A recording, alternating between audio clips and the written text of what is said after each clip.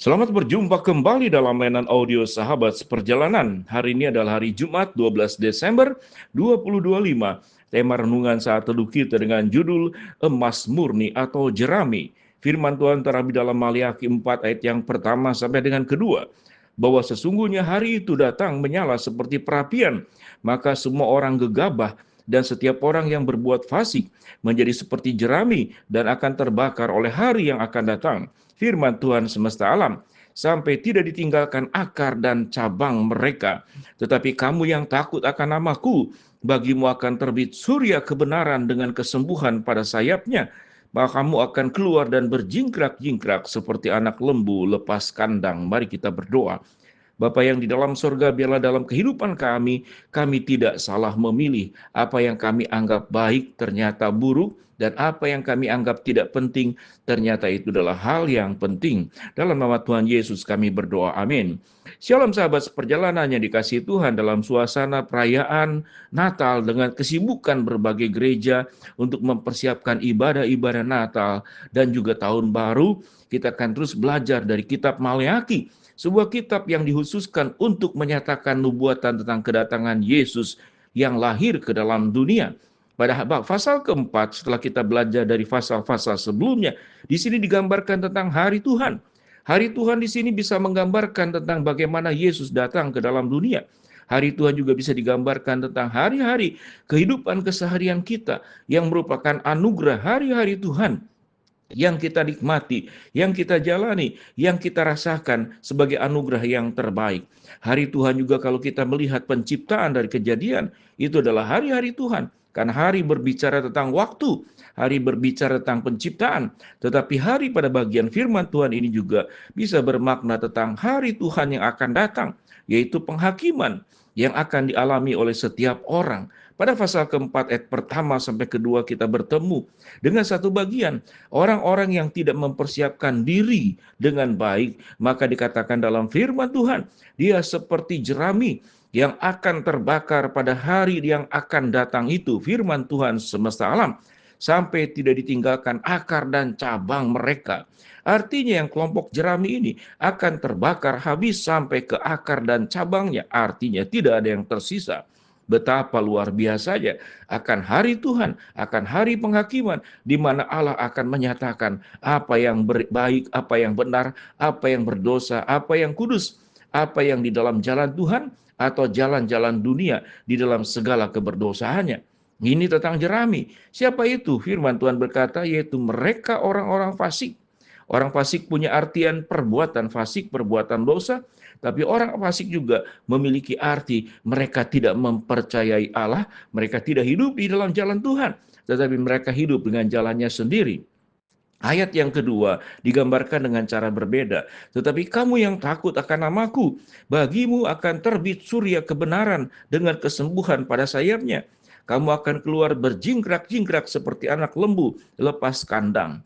Ayat kedua berbicara tentang mereka yang hidup di dalam Tuhan. Bukan orang fasik, tetapi orang yang menyerahkan diri sepenuhnya ke dalam tangan Tuhan. Ayat 2 berkata, kamu yang takut akan namaku, bagimu akan terbit surya kebenaran dengan kesembuhan pada sayapnya. Menarik sekali disebut dengan kesembuhan pada sayapnya. Kita tahu yang memiliki sayap adalah burung. Dan burung kalau sayapnya itu bermasalah, dia tidak bisa terbang. Dalam banyak sekali tafsiran dan perumpamaan dan penggambaran, apa makna yang sesungguhnya kesembuhan pada sayapnya? Kita bisa terbang, kita akan diangkat oleh Allah, kita akan bisa menantikan Yesus datang kedua kali, dan kita akan naik ke surga abadi bersama dengan Tuhan. Kesembuhan pada sayapnya juga digambarkan dengan berjingkrak-jingkrak seperti anak lembu lepas kandang. Gambaran pada kata ayat ini, anak lembu lepas kandang adalah sebuah kelepasan yang secara bebas kita mendapatkan kemerdekaan yang terbaik. Ketika hidup di dalam dunia, kita mendapatkan kemerdekaan di dalam Kristus karena keselamatan yang diberikan, maut yang dipatahkan oleh Kristus dengan segala upah dosa yang dikalahkan dengan kuasanya. Tetapi dikatakan kita seperti anak lembu yang lepas kandang. Di dalam bagian tema yang kita berikan, emas murni atau jerami. Gambaran ayat yang kedua juga bisa digambarkan sebagai emas murni. Catatan dalam Alkitab, emas murni dicatat dalam Wahyu 21 ayat 18. Kota itu terbuat dari emas murni. Dan emas murni adalah lambang kemurnian, lambang kesetiaan, lambang bertahan, lambang tidak berubah mengikuti Tuhan. Emas murni pun dipakai di dalam perjanjian lama untuk tabernakel, untuk tiang, untuk atap, untuk perkakas, untuk tempat ibadah. Dan kita melihat bagaimana emas murni ini dilambangkan sebagai pribadi-pribadi yang teruji dalam kehidupan keseharian sebagai anak-anak Tuhan. Sahabat seperjalanan, apa implementasi aplikasi yang kita ambil dari bagian firman Tuhan ini? Apakah hidup kita akan seperti jerami? Kita mungkin jerami digambarkan sebagai kehidupan orang fasik, hidup dalam keberdosaan, hidup dengan jalan kita, hidup mengikuti hawa nafsu, tidak menjalankan kebenaran firman Allah, hidup melukai, hidup mengkhianati, hidup tidak setia, bukan kemudian memberkati, bukan menyampaikan bagaimana kasih dan kebaikan Allah itu dinyatakan dalam keseharian kita. Mulut kita berduri, melukai orang lain. Pikiran kita kotor, berpikiran jahat. Perasaan kita seringkali menuduh orang lain dengan sangkaan-sangkaan. Bahkan percakapan-percakapan yang menggosipkan orang dengan senang dan sukacita kita membicarakan keburukan orang lain. Sementara kita menjadi orang-orang yang kurang waktu untuk memperbaiki diri sendiri. Orang benar akan menjadi anak lembu yang lepas kandang. Orang yang benar dibenarkan oleh Allah akan mengalami kesembuhan dari sayapnya. Dan orang benar seperti firman Tuhan katakan akan terbit seperti surya kebenaran. Dan orang yang hidupnya benar di hadapan Allah, dia seperti emas murni yang teruji oleh api. Sampai titik ini, apa perjuangan kita? Kalau kita melihat orang yang hidup seperti jerami, dia berjuang mencari emas. Tapi emas yang ada di dalam dunia ini, emas, perak, perunggu, harta benda, kemewahan di dalam dunia. Tetapi emas dalam perlambangan yang lebih mendalam.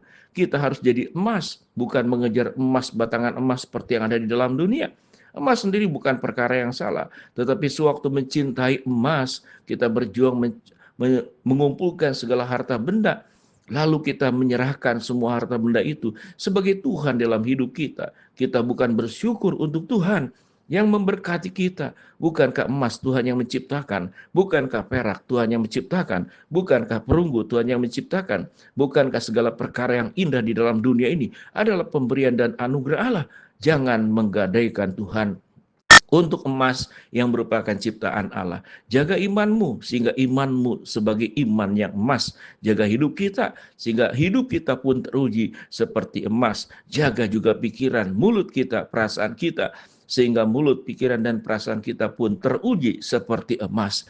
Kita tidak tercampur oleh perkara-perkara yang buruk. Kalau Yesus sudah datang ke dalam dunia, lahir di kandang domba, kan sudah seharusnya dia lahir dalam kehidupan kita, mengalami perubahan dari waktu ke waktu, dari hari ke hari, semakin baik, semakin memuliakan Allah, semakin seperti surya yang terbit, dan kita memiliki sayap yang disembuhkan, dan kita akan seperti anak lembu yang lepas kandang, dan kita akan seperti emas murni yang teruji. Jadilah emas murni, dan bukan jadi jerami yang akan dibakar oleh Tuhan. Kita berdoa. Bapa dalam surga, hamba mau berdoa buat sahabat seperjalanan yang sakit, Tuhan jamah sembuhkan. Sahabat seperjalanan yang sedang menghadapi masalah, Tuhan bukakan jalan.